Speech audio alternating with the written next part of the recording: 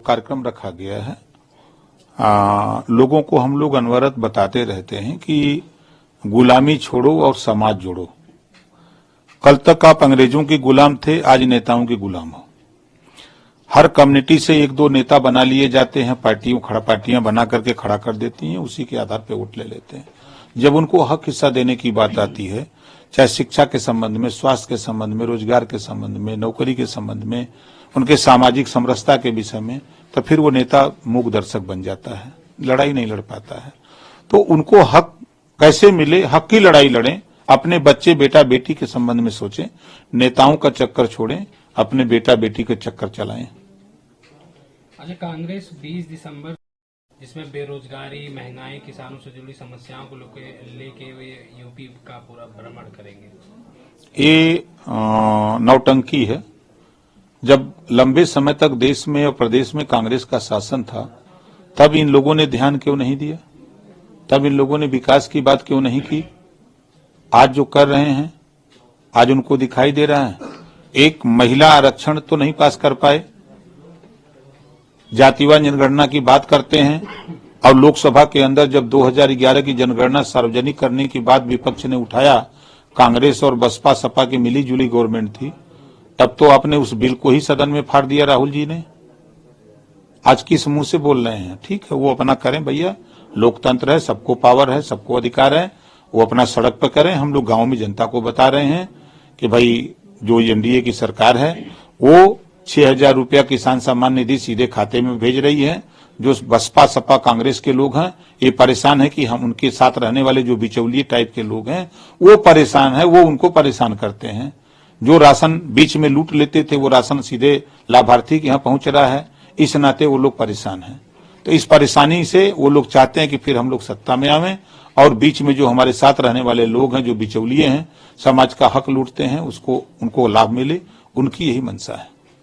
जो बीच में विवाद छिड़ा था सीटों के बंटवारे को लेकर, इसमें क्या कितना सफलतापूर्वक हो पाएगा? कुछ नहीं होगा, वो लोग कुछ नहीं कर पाएंगे। ये लोग जब से गठबंधन बनाएंगे, सीट बटेगी, तब तक चुनाव हो जाएगा। एक दूसरे पर आरोप प्रत्यारोप लगा रहे हैं कि हम बड़े कि तुम बड़े, तुम ज्यादा सहयोगी भाजपा के हो कि हम ज्यादा सहयोगी हैं, इसी को साबित करने में लोग लगे हैं।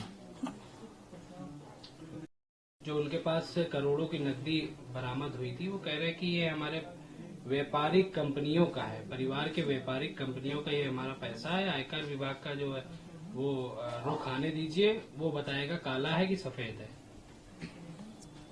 देखिए, अब जनता के बीच में इतना रुपया दिखाई दे रहा हो तो जनता समझ रही है कि ये काला धन है। अगर आपके पास है, प्रूफ है, सबूत है, तो आप उसको पेश क्यों नहीं करते हो?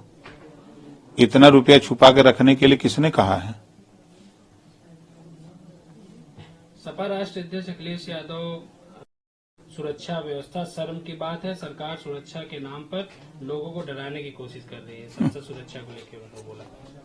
भाई, हम तो कहते हैं कि सपा के नेता अखिलेश यादव जी रोहिणी आयोग की रिपोर्ट लागू करने की बात क्यों नहीं करते? जो 27% आरक्षण बांट करके देने की बात है, वो सामाजिक न्याय रिपोर्ट लागू करने की बात क्यों नहीं बोलते? सच्चर कमेटी की रिपोर्ट पर क्यों नहीं वो बहस करते? रघुनाथ मिश्रा कमेटी पर वो क्यों नहीं बहस करते हैं? सबको बराबर का हक हिस्सा मिले, उसके लिए क्यों नहीं बहस करते हैं? वो खाली विरोध की भाषा सीख लिए हैं, विरोध बोलना उनके जेहन में है। आज देश में रोजगार परक शिक्षा की जरूरत है, आज एक समान अनिवार्य फ्री शिक्षा की जरूरत है। इस पे क्यों नहीं बहस करते हैं? इस पे सवाल सदन में नहीं, इस पे चर्चा नहीं, इस पे जोर नहीं, सिर्फ विरोध करने का ठेका ले रखा है अखिलेश जी ने, विपक्षियों ने, कि हम विरोध करेंगे, कोई काम हम करने नहीं देंगे।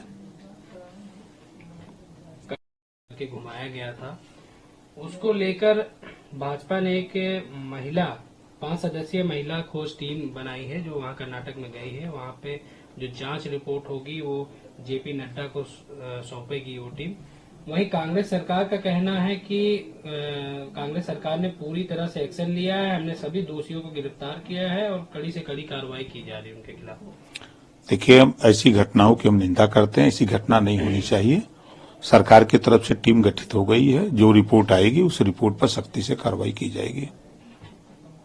वाराणसी में जेडीयू द्वारा यूपी सरकार पर आरोप लगाया जा रहा है कि यूपी सरकार ने जो है वो रैली नहीं होने दी। ये झूठ बोल रहे हैं। लोग इनकी भीड़ में जुटने को तैयार नहीं है। इस नाते ये लोग ड्रामा बतिया रहे हैं। भाई, जमीन जिसकी है वो परमिशन देता है कार्यक्रम करने के लिए।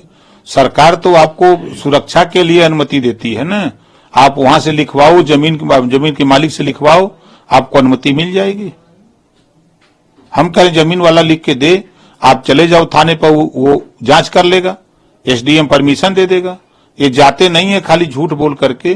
वो जानते हैं कि भीड़ उड़ जुटेगी नहीं, तो ऐसा ही हल्ला करके और चलो लौट चलो।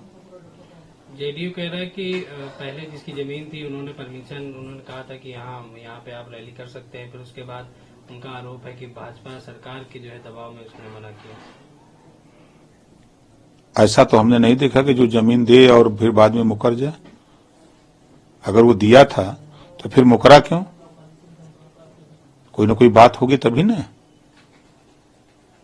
जब भाजपा विकसित भारत संकल्प यात्रा निकाल ली, अच्छी बात है।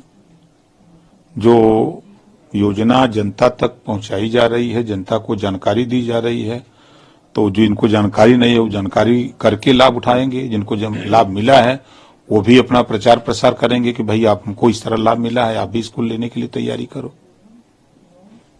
प्रधानमंत्री नरेंद्र मोदी से बातचीत करेंगे, अच्छी बात है। जो योजना प्रधानमंत्री जी ने लॉन्च किया है, जिसका लाभ देशवासियों को मिल रहा है, तो देशवासियों की जनता से बात करना अच्छी बात है कि भाई हम जो योजना आपके भेज रहे हैं आपको मिल रही है कि नहीं मिली है, मिली है तो उससे आपको लाभ क्या क्या क्या, अब आगे क्या सुविधा आपको चाहिए, तो ये तो संवाद होना चाहिए। अच्छा, ईवीएम को लेके क्या समाजवादी पार्टी जब मैनपुरी जीती तब क्यों नहीं नारा लगाई? समाजवादी पार्टी जब घोसी जीती तब क्यों नहीं नारा लगाई? समाजवादी पार्टी जब 2017 में 2012 में ईवीएम से जीत के सरकार बनाई तब तो उन्होंने नारा नहीं लगाया, ना पोस्टर लगाया, ना हैंडबिल लगाया। ये जब जीतते हैं तब बहुत अच्छा है, हार जाते हैं तो बहुत खराब है।